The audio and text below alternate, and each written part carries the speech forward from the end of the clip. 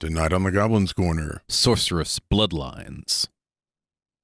That's how we roll. That's how we roll. That's how we roll. That's how we roll. That's how we roll. That's how we roll. That's how we roll. That's how we roll. That's how we roll. That's how we roll. Welcome to the Goblin's Corner. My name is Eric. and I'm Matt. And tonight, We're doing Sorcerous Bloodlines. yes, sorcerers. Those magical, delightful casters with high charisma, all produced because somebody in a distant past got busy with somebody else. Yep. Or, maybe they were just near something else. And we'll talk about bloodlines tonight and how perhaps you can get interesting sorcerous bloodlines and honestly, way more thematical, interesting aspects to make a fun sorcerer. But before we get to that, Got a question of the week, man. that's right. So what is the question of the week for sorcerous bloodlines, Matt? Well, we're staying on theme. So the question is, what if you were the progenitor of a sorcerous bloodline? Me? All right. Yes, A you. progenitor of a sorcerous bloodline, you ask? Indeed. Okay. What type of flavor would you bring down onto future generations? What are you tapping into? What are they tapping into? We asking this if I was a patron or something, or if I was just myself? You or you? Me. Yep. They are going to be whimsical sorcerers. Mm-hmm. Okay. Yeah. They will definitely be getting the ability to charm Okay. and break machines at the drop of a hat, All right. because I can break machines just by looking at them, Sure. as denoted by all of the technical difficulties we experience whenever we try to record an episode of The Goblin's Corner. Let alone two back to back. I mean, it happens. I'm just saying, I keep tech support in business. I used to be tech support, which is ironic because I can break machines so badly. Well, when you've had to fix your own so many times, you might as well get paid for that skill set. That's a good point. What about you? What would your flavor for future generations be? I think probably something in the natural / fey kind of realm. We're But gonna it's yourself, so like you have to think like, what real world skills would you pass down? so for like skills and stuff, yes, clearly, my future bloodlines would be able to probably alchemy. Arcane mixologists, Yes, Oh, yeah. absolutely. potion masters of some sort, certainly alcoholic potion masters of some sort. Yep. And it's not perform. What? I guess it's toolkit, and that's going to be chef's tools. Yeah, They got to be able to cook, man. they will definitely be useful to future generations, Yep. or potentially the rats and cockroaches that populate our world after we destroy ourselves. I would give them, like, for spells and stuff like that, just for a couple of different things, I'd give them heat metal, Sure. because everywhere you go, it's a hibachi, man. See, I could see for my future generations, it would be basically the Bard's spell list. I would definitely give Summon Podium, Sure. which if you don't know what that is, go back to our first stupid spells. Oh, you know what we should do? We should, at a later date, come up with the spell list that we would give our future people, like actual just make up spells for us to give our sorcerer's bloodlines. I like that. That's kind of cool. Yep. Are you a sorcerer, or perhaps you're from the future? Write to us, info@goblinscorner.com, or you can reach me, eric@goblinscorner.com, or, Me, Matt at goblinscorner.com. and of course, you can find us on all the things. All right. So let's start off with regarding sorcerers. We're talking about sorcerers here and sorcerers' bloodlines, and it should be noted that before we get into making a sorcerer's bloodline, we need to kind of explain what do we mean, because there's a lot of different games that have sorcerers in them. Right. For the purposes of this episode, we're going to go predominantly fantasy, although this could work for a I'm fine with a D20 modern or anything like that. Shadowrun game. Can Yeah, even work with this That would easily. be fun. Yeah, You could throw a Shadowrun sorcerer in there. sure. I mean, they're basically wage mages. Yeah. So what's a sorcerer, Matt? A sorcerer is someone who is born innately tied to magic. Mm-hmm. And as they practice that magic, they become more powerful in it. They don't just learn magic, they are magic Exactly. in many ways. Now, it should be noted that some games have warlocks as well. But they got to cut a deal. And that's right. The sorcerers are the only ones they have that natural talent. Just woke up, tied into the network. Woke up, flapped their red dragon wings, breathed on their mother and turned her to ash, and started off on a merry adventure. Yeah, blink their nictating membranes. I mean, whatever. Woke up, experienced the froggy warts all over their body, bit somebody, turned them into a slod, hopped along their merry way with a giant mallet and a box of fruity Cheerios. Sure. And yes, we will get to the slod sorcerer at some point in this episode. Okay. In a lot of game systems, sorcerers are spontaneous casters, right? They don't memorize anything. They know what they know, and they use it as often as they're able. Now, in Pathfinder and D&D, they have a list, and that's all they can cast, but they can cast way more than other caster types. Yeah, they cast more often, yes. Because they're just tied in, like I said. Mm-hmm. We oftentimes like for sorcerers to pitch their own spells and work it out because it's more flavorful from our standpoint. Yes. What makes sorcerers unique? In many themes, like games and such, metamagic is the big thing. Sure. So 3.5 metamagic was for everybody, but sorcerers, I think, got a little bit of extra metamagic. In 5th edition, certainly, metamagic is the reason to play a sorcerer. Absolutely. More specifically, it's the reason to repeatedly cast Fireball over and over and over. There's never a reason to repeatedly cast Fireball. Yes. Well, if you have to repeatedly cast Fireball, you're doing it wrong anyway.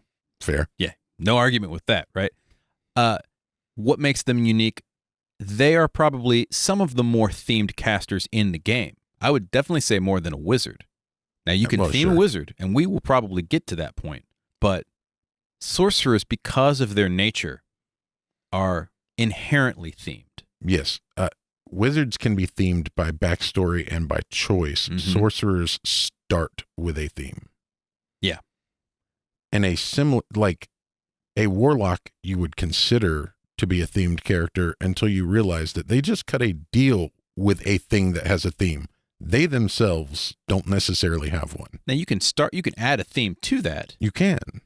But they don't start with that. But sorcerers are born with it locked in. Sorcerers are like, look, way down the list, there was a Genasi, and somebody got busy, or I was exposed to some Eldritch Farscape type energies. I say Farscape, Far Realm, although Farscape would be great. A Farscape wizard. Think about that. Spelljammer. Oh, my God. Yes. Yes, it'd be perfect for Spelljammer. My God. We've just stumbled upon a new sorcerer bloodline now. All right. But you get what I'm saying. Yeah. They somewhere along the lines, they're exposed to something that bred true. Yeah. And so bloodlines are part of being a sorcerer. Absolutely. And because of that, the connection to the magic bred true, whether or not breeding in and of itself was a portion of that function to begin with. Yeah. So you could be exposed. Well, we'll get to the reasons of how to create a bloodline, but one of the things is it doesn't have to necessarily be a creature. Right. It could be many different factors, and we'll talk about that. One of the things that a lot of people don't necessarily bring into a sorcerer in game is something that I personally love to, at the very least, that sort of Damocles, right? I want to hang that over people's heads. And this is something that people don't bring in for warlocks either. True. The source of the sorcerer's magic is oftentimes a creature that is in their bloodline somewhere down the line. And usually, oftentimes, those creatures are immortal and could very reasonably be alive and in play somehow. A good example of that is the typical draconic sorcerer. Sure. Somewhere in the bloodline, dragon got busy with somebody. That dragon lives for thousands of years. He's down the road, chilling in his cave, sitting on a big pile of gold. That's your great-great-great-great-great-grandfather. Yeah, Grandma, the angel, didn't die of old age. No, she's chilling still in Celestia, waiting for you to die. And if she's good, and if she's a family woman, she might be checking in occasionally. And there's nothing that says she can't. I just came by to say hi, give you some cookies, and by the way, you need to go down to the abyss and slay these things. Or, that the judgy grandmas would also be a great one. Pissed off at your life choices because Exactly. you're chaotic neutral instead of lawful good. Yep. How dare you? How dare you wear that t-shirt? And you killed a flump. You're going to no. All right. So think about that. Think about the sorcerers being in play with an eldritch being, a creature of vast, unmistakable power that just happened to, get in your bloodline, and they're still kicking. Yep. They might have motivations and goals. Maybe they did this for a reason. Sure. Maybe they've been waiting for you. You are the chosen one, Neo. So just a couple things to think about. Bloodlines, as a result, play a huge deal in meshing well with the sorcerer. Sure. You can do it without it, Yeah. but it's much more fun to do it with it. So let's give a couple of examples. There's all kinds of bloodlines in D&D. There's lots of third-party supplements. If you've read anything online, if you've been to Drive-Thru-RPG, or if you've been to DM's Guild, there's lots of different bloodlines that people have made, and they're wonderful. We Yeah. totally say, go buy some. But so why would you create a bloodline for your sorcerer if there's so many available? First off and foremost, and completely on brand for us, Mhm. Mo flavor. Mo flavor. We just Because maybe it's not your characteristic of whimsical that you want, absolutely, and we can show you how. or at the very least, we can help. That's right. Additionally, it could be something that fits your game world or your homebrew that you're creating. Yeah, if you've got creatures in your home world that don't exist elsewhere, then no one has written a sorceress bloodline for them. So it's up to you. Got to do it. Get down there and start writing. And it's not hard. It's really not. It may be something that fits a particular monster or eldritch energy or so forth. And we're talking patron here. So you've got a specific patron for your game. Maybe your cosmology is based off of that. Yeah, greater goods and greater evils. Mm-hmm. Oh, a sorcerer based off an elder evil would be great. Yep. Not great as in, That would be awful, but but awesome as well. yes. And finally, What if your player has a concept mhm, that they want, but there's nothing for? Well, you sit down with them and just work it out. one of our players wanted to play a half dragon, half elf Yeah. sorcerer. They're okay. So what? Yeah, why sure. not? Go for it. And we did. Yeah. Easy concept. Now, that's a typical sorcerer bloodline in terms of draconic, but we added in some eldritch, elven abilities. So if we want to create bloodlines, where do we start? Well, and you mentioned this earlier before we recorded, there is a step 0 before a step 1. What is that first step? Find out if there's actually an established bloodline that meets the parameters that you have, and then use that. Like literally just change the name. Sure. So when we're doing custom monsters in a previous episode, we've stated before, if there's a monster that fits what you want it to do, use those stats, change the name, change the description. Same thing goes. Reskin it. Reskin it. Same thing goes with creating a bloodline. It's easy. You're doing this for your game. Yeah. So just take that exact template, change the theme for your homebrew. That's the easiest way to do it. Sure. For example, if you wanted specifically like a Warforged style bloodline, right? Okay. You take the Clockwork Soul, you reskin it, you make a couple of minor changes that may need making, and you're done. The work has already been done. Yeah, because a Clockwork Soul and a Warforged are very similar in nature. Right. They're both constructs. Yeah. And this could be because you're descended from an inevitable. Yeah. Or you were made by one. oh yeah. if you're a Warforged. Or you could be a created, like the created in Ravenloft. Yeah. That would be cool. See, there's why take the time to hammer out something whole cloth when there's something that is already within that flavor profile that's pre-created for you? Now, let's say you do want to hammer out something from whole cloth. Sure. How do we start? The first thing you're going to have to do is pick a theme. And I would say this is one of the most important things is what is the theme? This could be anything. The theme doesn't have to necessarily be a creature. No. And in fact, I would say don't start with the creature. Start with an alignment or a deity. A goal. A goal is great. Like, and we've got a couple of examples of this. Maybe even an energy type. Because this is a sticking point for me.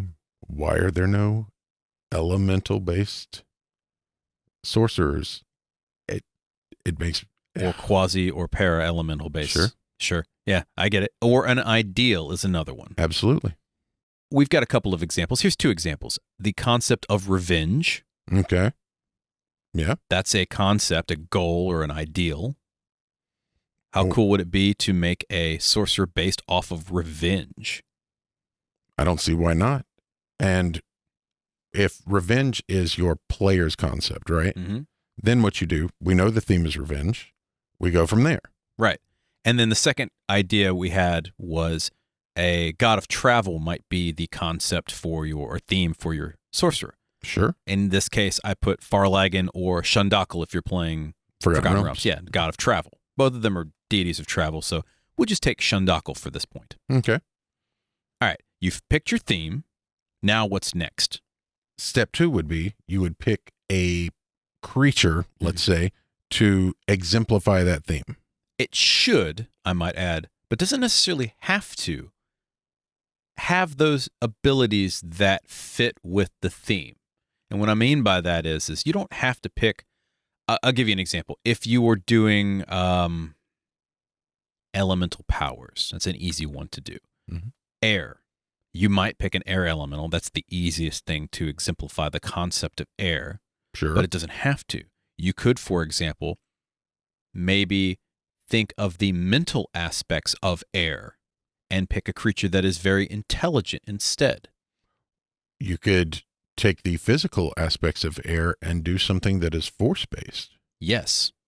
Or even something that is the energy type for air tends to be lightning. You could do something that is specifically lightning-based that is the air was the theme for. You could have a Thunderbird. Yeah. And that could be a like the patron or the creature that started your sorceress adventure. Sure.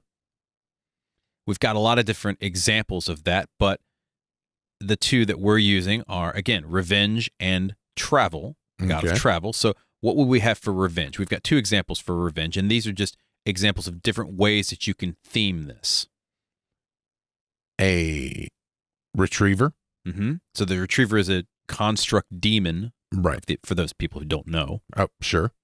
It's basically a spider demon construct that is literally sent to retrieve people who have escaped hell that weren't supposed to. Bring them back. Dead or alive, you're coming with me. Right. It's got a very kind of revenge, I will find you, I will hunt you down kind of flavor to it. Mm-hmm. And then I added one. Right. Which is the classic revenge, thinking of the movie The Crow, a Revenant. Yes. And it's more of, I'm back, I'm pissed off, and I'm about to deal with the situation. So it is more of the murder hobo aspect of revenge. So if you're making a new bloodline, figure out, you've figured out what your theme is, but how do you go about that theme, right? Because a retriever demon and a revenant are two very different critters. And as you'll see shortly, the powers and the abilities and the theme itself, while the same theme differs once you get to that widely, once you get to that point. Now, again, we mentioned travel, and so we'll do Shundakal. Sure. So that could be the creature as far as the god itself or an agent of Shundakal. Right. Maybe and any agent, right? Angel, a cleric, or even just a dead person that happens to be their petitioner. Yeah. Or for Shundakal, once again, you could go into the air side of things because Shundakal was not just travel, but also a wind deity. And protection. You Yeah. could also go into that. So there's a lot of different options to create with creating your bloodline. Sure. All right. We've got our theme. We've got a creature or series of creatures that exemplify the ideals of our theme. Okay. What's next, Matt? We're going to set up the origin abilities for whatever our sorcerer's origin is. Okay. So like for 5e, you get 4 of them. You get one at first, one at 6th, one at 14th, and one at 18th. Mm-hmm. And for Pathfinder, Get a bunch. you get, It's I think every couple of levels or something like that, if I'm correct. It doesn't really matter. What matters in terms of creating your bloodline, I mean, it'll matter eventually. Sure. But for the purposes of this podcast, come up with whatever those ability touchstones are and then make them. We recommend a cantrip, Sure. a minor, which is usually like the 1 through 3rd level spells, right? A medium, a major, and then a capstone. Right. Now, because every system has its own power scale and what have you, we're using spell levels just as a touchstone for that. Yeah. However, the easiest way to do it is pull up 2 or 3 sorceress origins, sit down with yours and say, okay, the level 1 ability for this sorceress origin may just be a skill across the board. Okay, what's the appropriate skill here? Mm-hmm. Right? Use what has been printed as a way to gauge the proper mechanics. Yeah. Again, we're thinking D&D terms or Pathfinder terms, but your game may differ. Sure. For the purposes of this exercise, we're doing 1, 2, 3, 4, 5 different abilities because it's got a nice number to it. Yeah. All right. We're doing 2 revenges because we're going to do the Revenge Retriever and then the Revenant version. So what's the Revenge Retriever? What's its first cantrip level ability? Well, the first one for a cantrip level, retrievers have a lot of elemental attacks. Yeah, they have lasers. Exactly. A lot of eye rays. So the first one we're going to do is Firebolt. That seems appropriate. Yep. It's low level on the power scale. It scales a little bit, and it's something you can do over and over. Mm-hmm.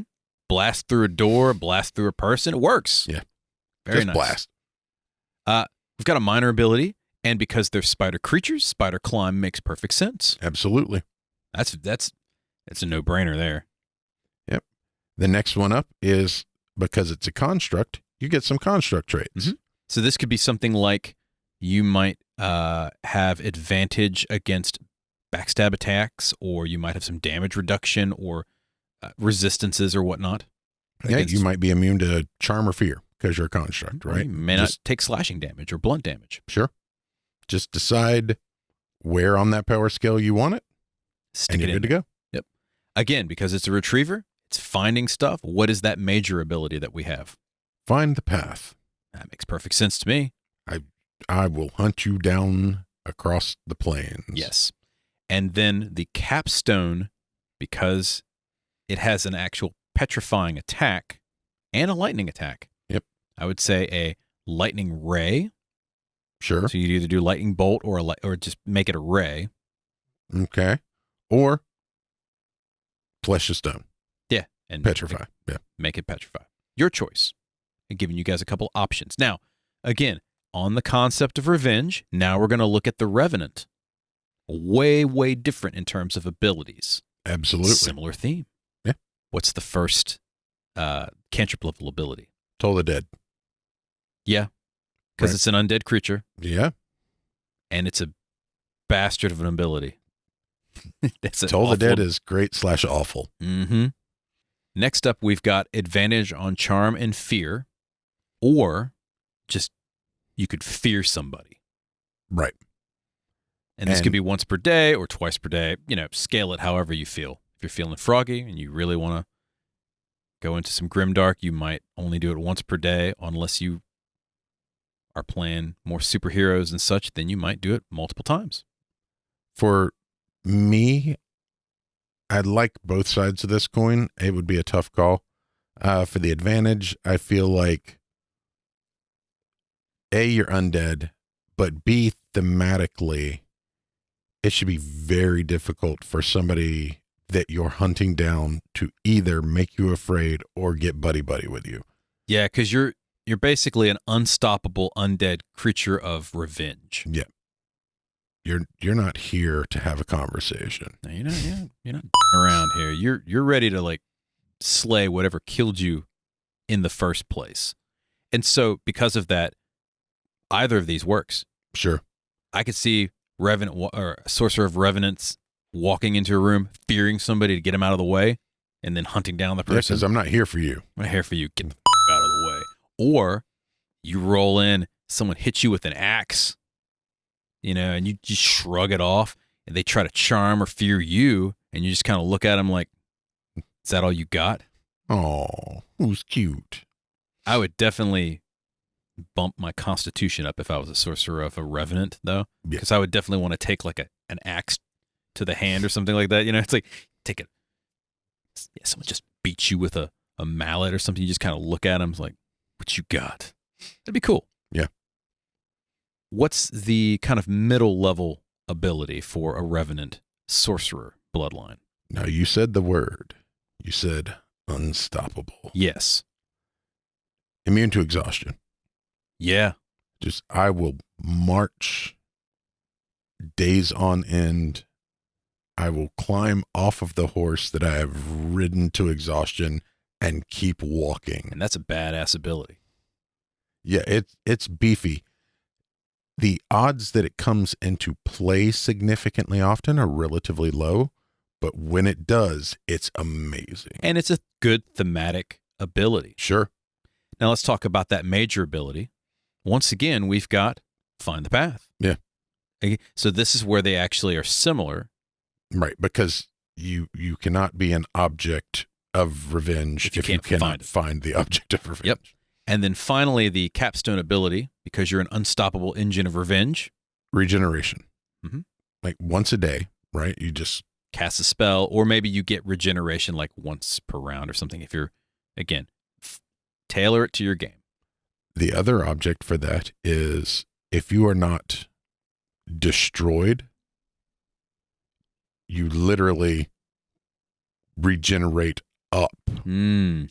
I would say, or you could even do, since you're a sorcerer of this, once per day you get killed and you remain dead for an hour. And then the next hour, you just kind of come back from whatever dust they turned you into.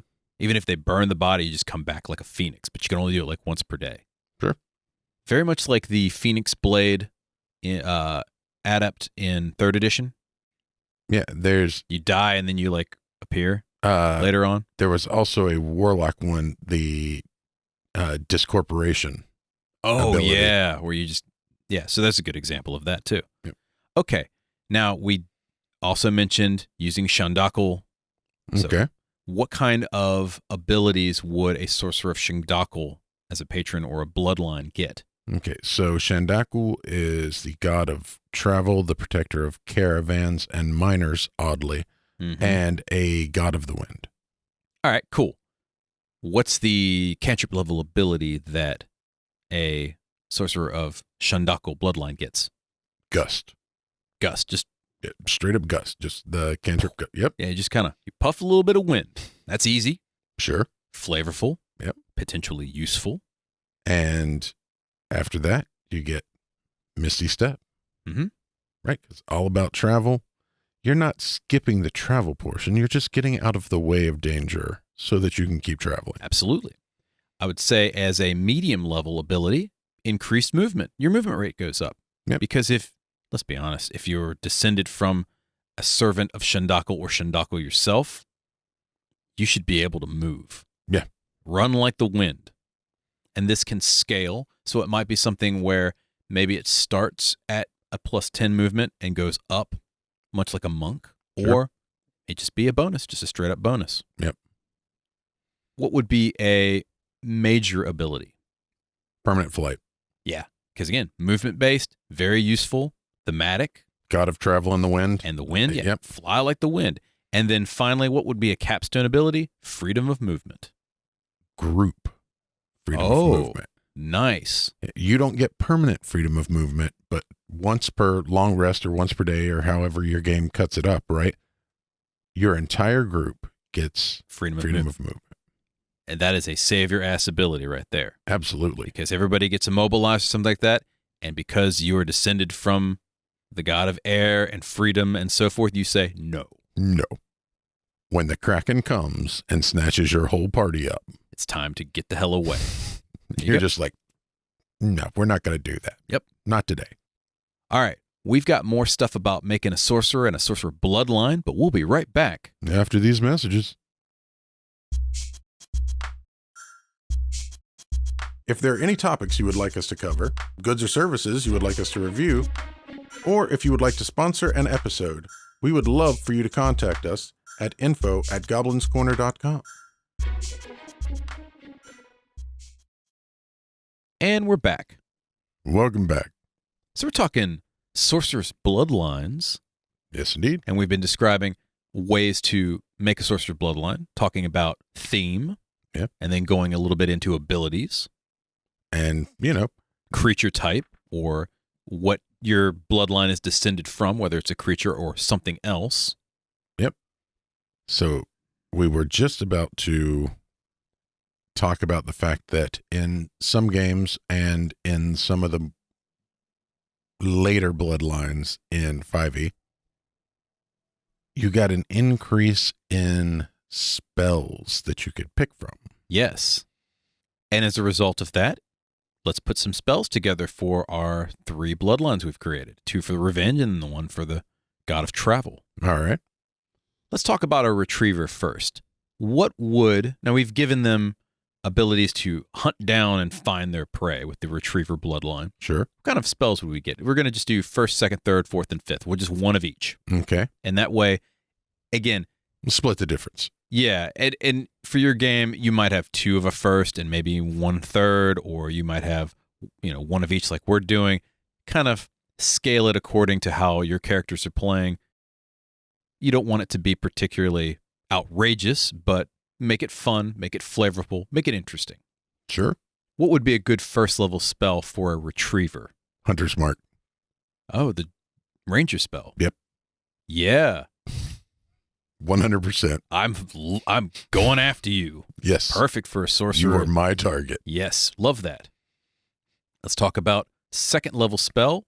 Easy. It's going to be web. It has to be. It's a spider construct. Exactly. And also, if you look at their monsters' abilities, they get web walk and... Oh, yeah. They can crawl on spider webs and all that stuff. Yeah. So why not have that? A 3rd level ability.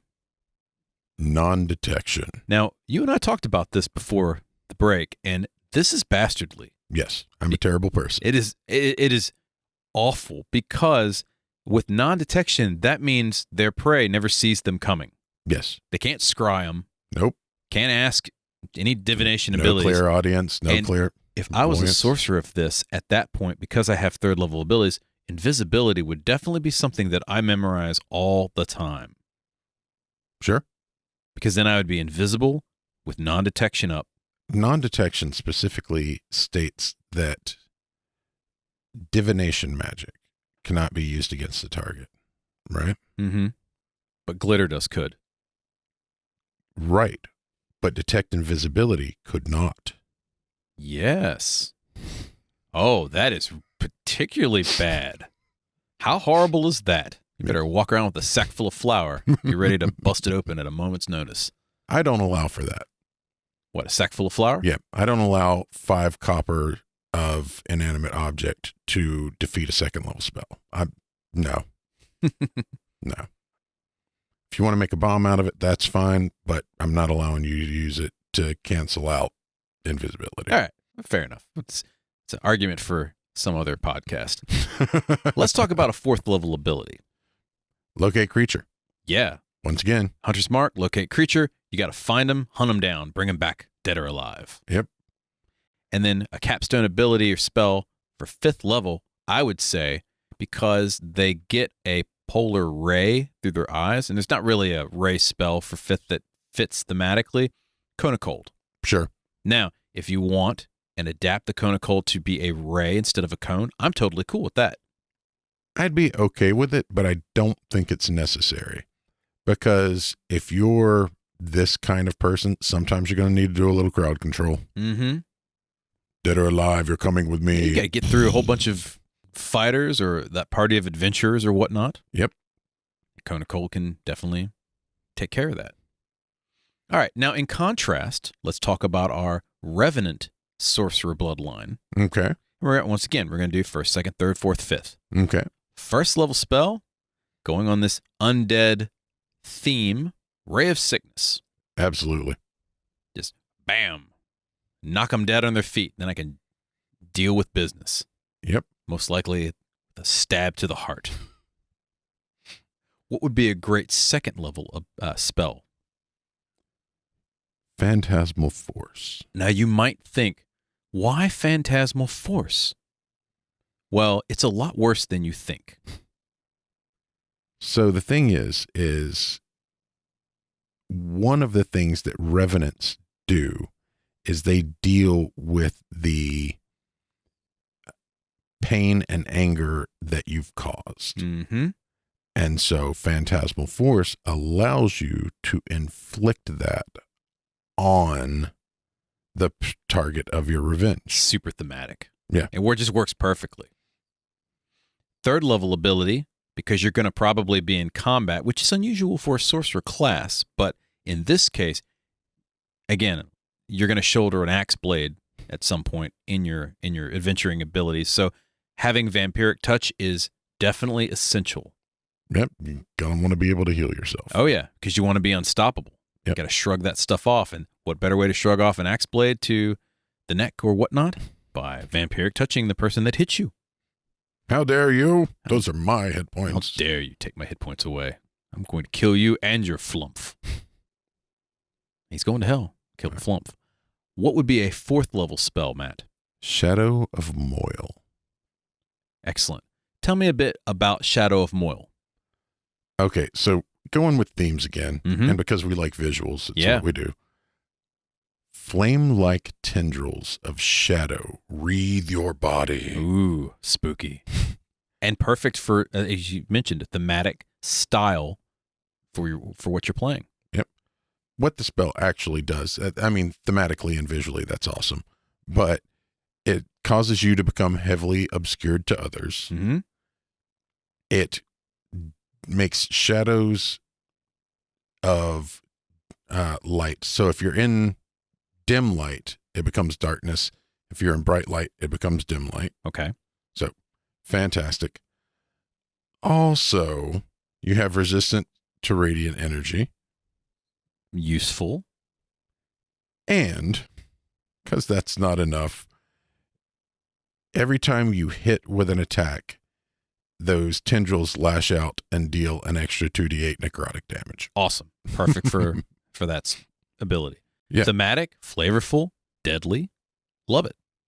For a capstone 5th level spell, I would suggest Destructive Wave, where you stamp down and just knock everybody doing massive amounts of damage and knock them prone. Yes. Because once again, you've got to do a little crowd control. Every now and again, it's going to happen. Flavorful, useful, and again, you could see it almost as like a psychic scream where he just stamps down and screams and just knocks them on their feet.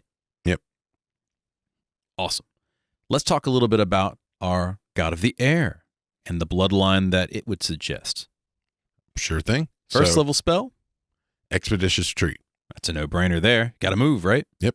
Let's move fast. Second level ability.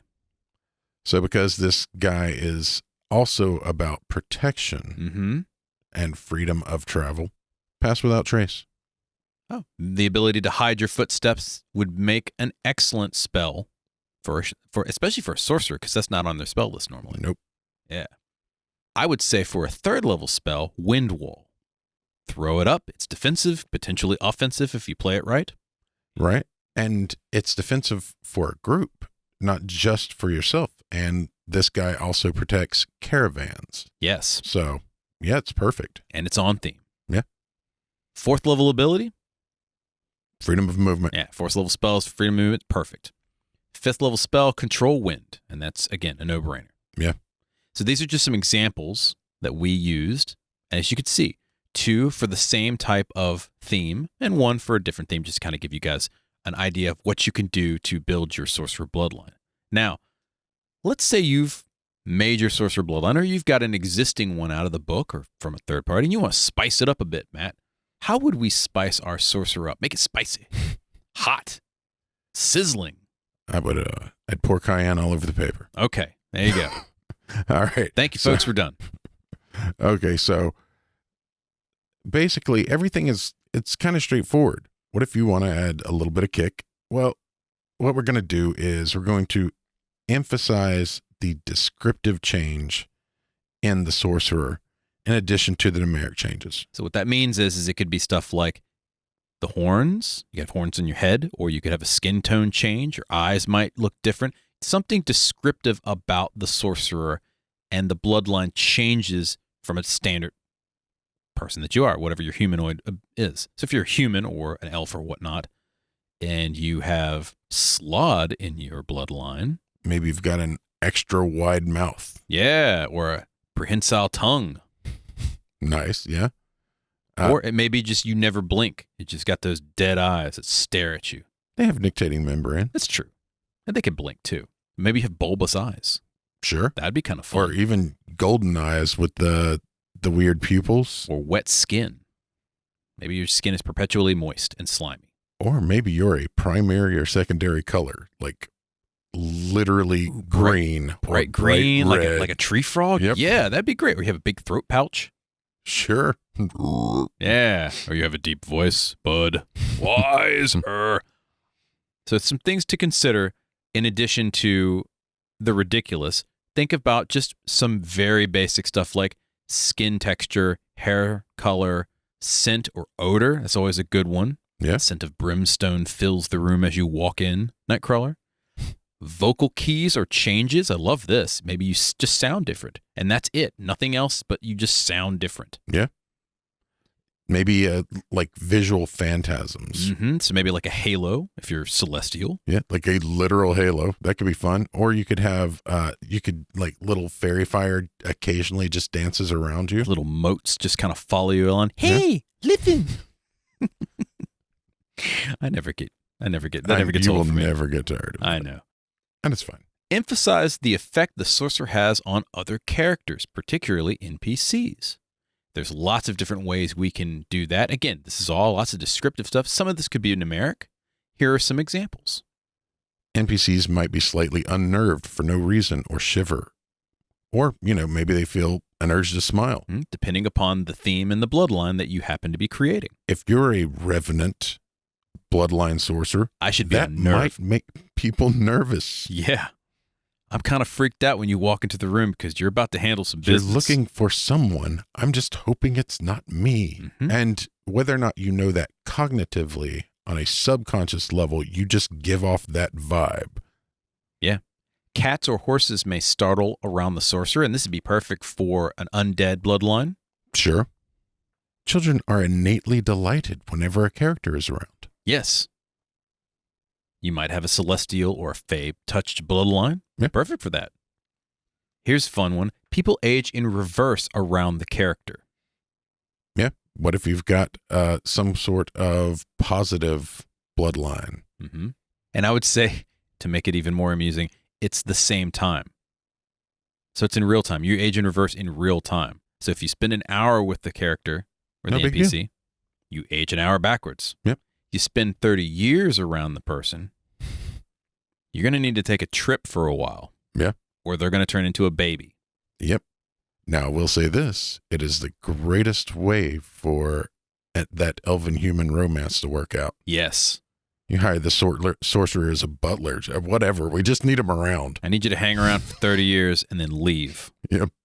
And then come back in 30 years and then leave. It would be like, what is it, Benjamin Button going back and forth? It'd be awesome.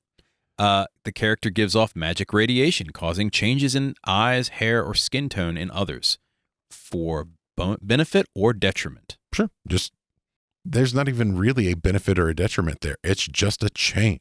Mm-hmm. You're really, you can tell this one's Eric's for certain. Bite turns you into a slod or A were sorcerer. a were sorcerer. Think about that. I love the idea of a were sorcerer. You get bit by a were sorcerer, which means only on the full moon. You get sorcerer's powers. You imagine a barbarian, big meaty barbarian tromping through the woods, and the sorcerer's bite. Sorcerer bit me and I killed that little bastard. And then on the full moon, you shrink down, you shrivel into like a small looking sorcerer, but only on the full moon. Mm-hmm. You give a massive howl and start flinging fireballs until the sun rises and you turn back into Thog the barbarian. What an awesome effect. That's definitely going to be a curse we're going to use. So that's the effect on NPCs or others. What about the effects on the environment? Oh, lots of fun with that. Maybe anytime you're within 5 foot of a sorcerer of Shundakal, there's a slight breeze whipping in the wind, or you move a little bit faster. Just a little. Maybe like a foot faster. Flowers bloom or wither when they shed blood. That comes right from The Witcher, guys. Matt hasn't seen it. It's fine. The temperature drops or raises a few degrees whenever they're around. Just a few. Thematic. Yep. Not really useful in any particular way, but could be. Yep. Undead find it easier to push through. Ooh, so the veil is a little bit thin whenever the undead bloodline sorcerer pops in. Yep. Maybe organic matter slowly petrifies over time. Nice. So you could finally have that stone apple that you've wanted. Well, it'd be cool for like an elemental earth type sorcerer. Or a bloodline for a Gorgon. Yeah, very much. That would be, or Medusa. That would be really cool. Very cool. It might be easier or harder to create magic items or artifacts. Or another option is its summoning is easier or harder. Sure, I can see that. What if this would be terrible if you were in conjunction with someone that is a wild magic sorcerer, but what if wild magic happens more often around you? Oh, that would be great. That's definitely for the slot sorcerer. And then finally, you could unhallow or hallow over time. Sure, if you were like a lich sorcerer or an angelic sorcerer or something like that. Just if you live in a place for a long enough time, a hallow or unhallow happens. Yeah. If your bloodline is an abyssal, you might unhallow a building just by living in the building, forcing you to move every few months. Sure, or not. Or not, and just live in an unhallow. That would suck if you're good. It would. It's just a curse of your bloodline. Yep. How cool is that? We could use sorcerer bloodlines as plot points, and this is something, as a DM, you should definitely consider. I agree. If you've got bloodlines that are similar to, say, the Dragon Mark houses, right? If a sorcerer pops up, it could be a sign of nobility or the ruling class. So what you're thinking of is maybe like the bloodlines as a house, like a house. Thrask or Whatnot. I'm talking Eberron there. House Thrask. You could use them to designate an heir to a family because you're a bloodline. Yeah, if there is in your family bloodline, if that nobility is based off of whatever that higher being is, then the sorcerer that is born that generation is automatically the heir to whatever it's the scion of the house. Yeah. Now, on the other hand, in some places, being a sorcerer could just get you marked for death. Mm-hmm. Particularly if you're of a sort of an infernal or abyssal bloodline. Yeah. But it doesn't necessarily have to be. It could be any bloodline, really. Yeah. If you're in Nar, in the Forgotten Realms, where they bind demons and stuff like that, being a demonic sorcerer might be fine, but being an angelic sorcerer might get you in a lot of trouble. Bad times. And finally, the bloodline, as we mentioned before, could just draw the attention of specific extraplanar entities. As we mentioned, Grandma Angel. Sure. For good and for ill. Or, on the other side of that, if you're born an angelic sorcerer, entities that want to corrupt you. Oh, yeah. Because imagine an imp that was able to corrupt an angelic sorcerer. Like, how much cred is he going to pull down for that? You've got a lot of different people just vying for your attention. Yep. Now, these are just a few things that can spice up your sorcerer, aside from the standard thematics that we've been talking about, right? Add a little cayenne pepper to the mix. But there may have been some bloodlines that you have never thought of. And because we're delightful individuals, Matt and I have come up with a couple examples of some bloodlines that might inspire you. Absolutely. What are a few of these? A couple of them are pet peeves of mine. That is also true. But first off, as we mentioned at the top of this, ideals, emotions, goals, planes, alignments, and environments. Those are the easiest to choose from. You can definitely come up with something very quickly from that. You could also do something based off of nature or an artifact, or some kind of powerful magical object. There's no reason to say that you somewhere in the past your character's bloodline was touched by the Rod of Seven Parts, and because of that, yeah, if your great-great-granddad actually held the Rod of Seven Parts for an extended amount of time, just that much magic scrambled his DNA, yeah. And a couple generations down the line, you're able to be a sorcerer because of it. That's pretty cool. As additionally, magical energy or contamination could also be a great reason for it. Certainly. And then one which was in Unearthed Arcana in 3rd edition, we should bring back to 5th edition. And spells that have gone awry? Yeah. You got subjected to a spell some part in your past, in your family's past, and it altered their DNA to the point where you... Yeah, you used to have feats for that as well. Yep. That's what I'm talking about. Yep. What else could we do? What are some other ideas for bloodlines? Location is a great one. If your mom was pregnant near a color pool or near a portal to the Feywild. Yeah, the Feywild is a great one. It's just emanation of magic. The Far Realm is also a great one as well. Sure. Creatures are another example of where you could get entire sets of sorcerers from a group of creatures. You could get different sets from Fey. From giants. Beholders. Yeah, they could dream up new sorcerers. Yeah. Undead. And Romani. Yeah, the guys from, what, Outlands? Yes. And any other type of, that has like different types or subtypes of creatures. So Sure. demonics and angels have all the different brands. Modrons do too. Slot, of course. Have wonderful fruit flavors. And then, of course, your favorite. There are no elemental bloodlines, and it is dumb. And we should have them. And you touched on my other pet peeve, which is there are no Fey bloodlines. There are no Fey either, yeah, which is ridiculous. Yes. So those are a few examples of how to spice up your sorcerer. Now, we would be remiss if we did not give you a couple of example bloodlines that we've come up with that you can use in your campaign. Sure. What's the first one, Matt? We've already beat this one into the ground. Fey bloodlines. Yes. Here's just a couple examples, right? A dryad, a nymph, a pixie, a ladrin, summer or winter court. Or any archfey would work. Any archfey. Red caps and mean locks. Yeah, and any of these fey could be an archfey.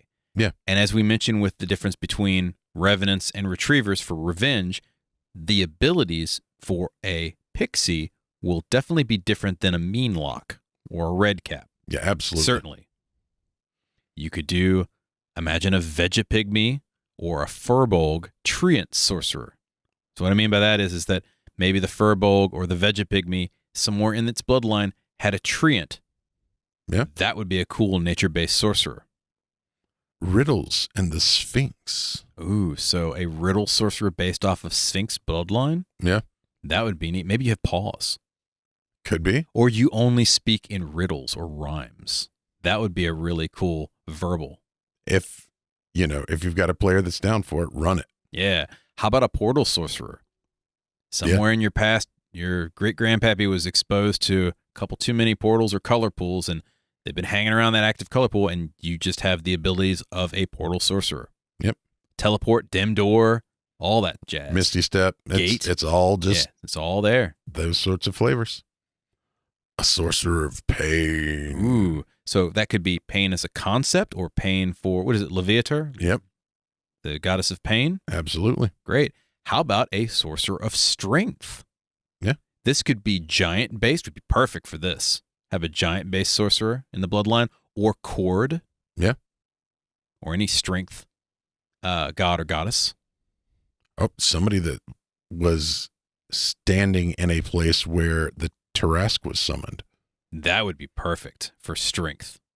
Or insanity. Sure. Speaking of insanity, we've beat this into the ground as well. A slot sorcerer. You're welcome. Yep. Here's one that wasn't a pet peeve of mine until I thought about it, and then it immediately became We a should pet totally peeve make of mine. one of these. A Tabaxi Rakshasa sorcerer. So the Tabaxi has a Rakshasa in its bloodline at some point? Of course it does. Absolutely. Yes. That would be perfect. How about one which is healing or transformation based? Transmutation. Okay. I'll give you a breakdown of this. Maybe someplace in the past, your ancestor was exposed to too much healing magic. Maybe they were a fighter and they just, every time they got hit, Sure. cleric went and healed the person, right? Guy got healed, Over got and healed over and and over and over over. and over. And then a couple generations later, you now are a sorcerer and you have some of that healing ability. And for the transmutation one, what if you've got like transmuter wizards in your background, Yep. but also druids that are constantly shape changing? Oh, yeah. And so, that confluence of magic just got built into you. Maybe you're a changeling. Could be. Could be. What about a balance sorcerer? Hmm. So we mentioned the Realmani, Mhm. right? But also in the same way that a fighter might get healed over and over and over again, if you've got somebody that's been cursed and removed cursed, they've been blessed and then they've been baned. They've been like the child of an adventurer who has just constantly lived on the seesaw of magic effects. Yeah. That'd be great. A mycetid phantom fungus sorcerer. Yes. And that's all we're going to say. Yep. There you go. How about a Time Lord, everyone? Yeah. Exposure to, what is it, Dunamancy? Yep. Yeah. There you go. Little critical roll there. Yeah. You could have it. We've got, touching on the elemental things, we've got a fire sorcerer and a magma method. Absolutely. That'd be great. A little bit of chaos, a little bit of magma. Yeah. I miss Mephlings. I do too. How about a Cryomancer? So somewhere down the line, you've got an ice para-elemental in your, Yeah. Or in you your would, makeup. yeah, whether or not that's genetically or just we're blessed by a greater one or what Yeah. have you. Might have indeed. And then finally, the Breath Stealer. Yes. This no one's done this, and I'm Nope. definitely me. It's a sorcerer whose patron is the quasi-elemental plane of void. Now, once again, whether or not that's a blessing, I'm going to throw Mhm. that up in quotes. Maybe you were exposed because your great-grandpappy or great-grandmother was a plane hopper, or you got exposed to something from the plane of void, or a quasi-elemental, or a deity, whatever that happens to be. Right. But you gain those abilities to steal people's breath. Yeah. What kind of abilities would you get? What kind of spells would happen? I would say your air spells work in reverse. Yeah. Instead of gust, it's suck. She's gone from suck to blow. Yeah, I think we'll rename that, but yes. Yeah, we'll change the name up on that. So there you have it. Some ways to create bloodlines, some thematic elements, also a couple of abilities and spell options, and of course, some examples of some ways to make some really awesome and interesting thematically flavored sorcerers for your campaign. I hope you enjoyed it, folks. Yeah. We had a fun time writing this one, as you can tell by the absolute breadth of material we made put a out. lot of different stuff. Yeah. And this is just literally a drop in the bucket of stuff that we've come up with that we'll definitely make at some point. Yep. Did we miss something? Write to us. info@goblinscorner.com, or you can reach me, eric@goblinscorner.com, or Me, Matt at goblinscorner.com. we're on all the things. Matt, what are we on? We're on Twitter, Facebook, Pinterest, YouTube, and Twitch. As Goblins Corner, and Instagram. as the Goblins Corner. Indeed. Did you like our show? Subscribe to the podcast on your favorite player, YouTube and Twitch. Also, if you could do us a favor and click those 5 stars, give us a review on iTunes, Podchaser, and YouTube. It boosts the show and feeds the hungry algorithm. Which will be the next Sorcerer Bloodline, the bloodline of the hungry algorithm. Absolutely. That's all the time we have for tonight. Once again, my name's Eric. And I'm Matt. We'll see you next time. Good night, folks.